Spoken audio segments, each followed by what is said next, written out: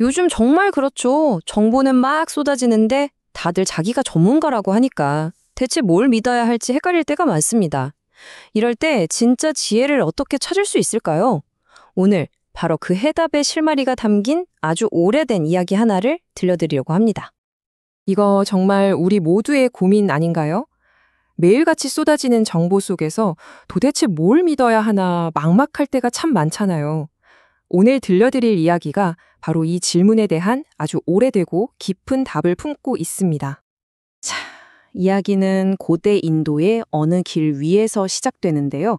당시 아주 저명한 학자였던 자누소니라는 사람이 있었어요. 그가 또 다른 사상가 필로티카라는 사람과 딱 마주친 거죠. 그래서 묻습니다. 아니, 대낮부터 어딜 그렇게 다녀오시는 길이요? 필로티카의 대답이 아주 그냥 확신에 차 있었어요. 방금 붓다를 만나고 오는 길인데 그분이 정말 위대한 스승이라는 걸 단번에 알 수 있었다는 거예요. 아니, 어떻게 알았을까요? 그 비결이 바로 아주 강력한 발자국을 봤기 때문이라고 합니다. 물론 진짜 땅에 찍힌 발자국은 아니고요. 필로티카가 직접 본 붓다의 위대함을 증명하는 4가지 강력한 증거를 비유한 말입니다. 자, 그럼 그가 본 첫 번째 발자국은 과연 뭐였을까요? 그 첫 번째 발자국은요, 바로 당대 최고의 지성인들이었어요. 크시아트리아 계급의 현자들이었죠. 이 사람들이 자기 지혜를 뽐내려고 붓다한테 논쟁을 딱 걸러왔는데 웬걸요? 그의 가르침 한 번 듣고는 그냥 완전히 매료돼 버린 겁니다. 그러고는 스스로 제자가 되게 해달라고 청했다는 거죠. 두 번째 발자국도 정말 만만치가 않아요. 이번엔 종교적 권위의 정점에 있던 사람들이에요. 바로 바라문 계급의 현자들이었죠. 이 사람들 역시 붓다를 시험하려고 잔뜩 벼르고 왔다가 그의 말에 그냥 완전히 설득당해서 제자가 되어버렸습니다. 붓다의 영향력은 여기서 그치지 않았어요. 세 번째 발자국은 현실 세계에서 가장 성공한 사람들, 그러니까 부유하고 아주 똑똑한 장자들이 남긴 거였죠. 그런 그들마저도 붓다의 가르침 앞에 기꺼이 머리를 숙였다는 겁니다. 자, 그리고 필로티카가 본 마지막 4번째 발자국. 이게 어쩌면 가장 결정적일 수 있어요. 바로 붓다의 경쟁자들이었거든요. 다른 영적 스승들이 내가 더 낫다 하고 도전하러 왔다가 오히려 그의 가르침이 한 수 위라는 걸 깨닫고는 제발 저를 제자로 받아주십시오 하고 간청했다는 이야기입니다. 야, 이 정도면 정말 설득력 있지 않나요? 자누소니도 완전히 깊은 감명을 받은 거예요. 그래서 이건 직접 확인해 봐야겠다 하고 붓다를 찾아가기로 마음먹습니다. 그런데 말이죠. 바로 여기서부터 이야기가 아주 예상치 못한 방향으로 흘러가기 시작해요. 붓다를 만난 자누소니는 필로티카한테 들었던 그 엄청난 칭찬을 그대로 전합니다. 이런 대단한 증거들이 있더라 하고요. 그런데 붓다의 반응이 정말 뜻밖이었어요. 그럴듯한 추론이긴 하지만 그것만으로는 완전한 결론이라고 할 순 없소. 라고 말이죠. 아주 부드러우면서도 단호한 지적이었습니다. 바로 이 지점이 이 이야기의 핵심이에요. 보세요. 필로티카는 큰 발자국을 보고 저건 분명 큰 코끼리일 거야 라고 단정해버렸죠. 하지만 붓다는 경고합니다. 잠깐. 너무 서두르지 마시오. 그럴듯해 보인다고 다 사실은 아니오. 라고요. 어쩌면 그냥 발만 비정상적으로 큰 난쟁이 코끼리일 수도 있는 거 아니겠냐는 거죠. 핵심은 직접 보기 전까지는 섣불리 결론 내리지 말라는 겁니다.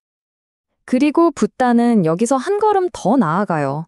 그냥 지적만 하고 끝나는 게 아니라 같은 코끼리 비유를 사용해서 섣부른 추론이 아니라 진짜 확실한 진실에 이르는 법을 알려줍니다. 그게 바로 전문가 추적자의 방법이라는 거죠. 전문가의 방법은 아주 체계적이에요. 자, 첫 번째, 큰 발자국을 보긴 보지만 섣부른 판단은 일단 보류합니다. 그리고 두 번째, 그 흔적을 따라가면서 더 높은 곳에 있는 증거를 찾아요. 예를 들면 나무 아주 높은 곳에 있는 코끼리가 뜯어먹은 나뭇가지 같은 거요.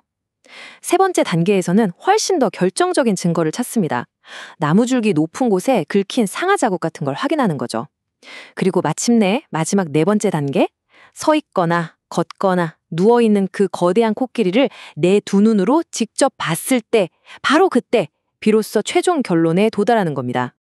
이 비유가 우리한테 말해주는 건 아주 명확해요. 결론으로 그냥 점프하지 말라는 거죠.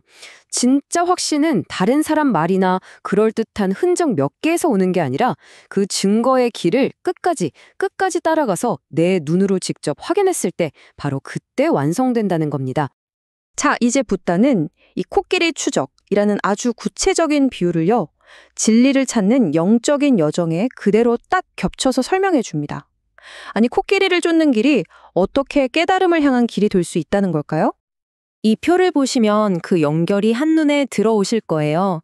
추적자가 숲에서 첫 발자국을 발견하는 거 있죠? 이게 바로 우리가 어떤 가르침을 듣고 이 길일지도 몰라 하고 믿음을 내는 것과 똑같다는 거예요. 그리고 추적자가 더 깊은 흔적, 먹이 흔적 같은 걸 찾듯이 수행자는 윤리나 마음 챙김 같은 구체적인 실천을 통해서 그 믿음을 직접 확인해 나가는 거죠. 결국 코끼리를 직접 보는 건 해탈을 얻는 것과 같습니다. 그렇다면 그 영적인 길 위에서 발견하는 더 높은 흔적이라는 건 구체적으로 뭘까요? 바로 이런 실천들입니다. 해를 끼치지 않고 진실되게 사는 것, 즉 윤리적 행위, 그리고 탐욕이나 화 같은 감각적 욕망으로부터 마음을 지키는 것, 또 모든 행동을 명료하게 알아차리는 마음 챙김, 그리고 마침내 욕망이나 의심 같은 마음의 장애물들을 극복하는 것까지. 이 모든 과정이 바로 코끼리를 향해서 한 걸음 한 걸음 더 나아가는 길인 셈이죠. 이렇게 꾸준히 실천하면 어떤 결과가 올까요? 바로 마음이 정화되는 겁니다. 막 혼란스럽고 산만했던 마음이 아주 고요하고 깨끗해져서 마침내 그 코끼리, 즉 진리를 직접 볼 수 있는 만반의 준비를 딱 마치게 되는 거죠. 자, 이렇게 마음이 완벽하게 준비되었을 때 드디어 이 여정의 클라이맥스가 찾아옵니다. 바로 그 코끼리를, 진리 그 자체를 내 눈으로 직접 마주하는 순간이죠. 이게 바로 세 가지 높은 지혜라고 불리는 직접적인 삶의 단계입니다. 첫 번째 높은 지혜는요, 자신의 수많은 과거 생애를 아주 자세하게 기억해내는 능력, 바로 숙명통입니다. 내가 과거에 어떤 모습으로 살았고 어떤 일들을 겪었는지 그 모든 패턴을 꿰뚫어 보게 되는 거죠. 이건 마치 코끼리가 지금까지 걸어온 모든 길을 한눈에 쫙 보는 것과 같아요. 두 번째 지혜인 천안통은 시야를 나 자신 너머로 확장시킵니다. 모든 존재들이 각자의 행동, 그러니까 업에 따라서 어떻게 태어나고 죽고 또 어떤 삶을 이뤄가는지 그 거대한 인과관계의 법칙을 천상의 눈으로 직접 보는 겁니다. 그리고 마침내 세 번째, 궁극의 지혜인 누진통에 도달합니다. 이건 말이죠. 모든 괴로움이 도대체 어디서 시작되고 어떻게 하면 이걸 끝낼 수 있는지를 완벽하게 이해해서 마음의 모든 오염원으로부터 완전히 자유로워지는 거예요. 이게 바로 그 기나긴 추적의 끝이고 다시는 흔들리지 않는 최종 확인인 셈입니다. 이렇게 길을 완성하고 진리를 직접 본 사람만이 할 수 있는 선언이 바로 이것입니다. 태어남은 다 했다. 청정한 삶은 성취되었다. 할 일을 다 마쳤다. 다시는 어떤 존재로도 돌아오지 않을 것이다. 더 이상 추론이나 믿음이 아니에요. 이건 직접적인 경험에서 나온 완전한 확신의 표현인 거죠.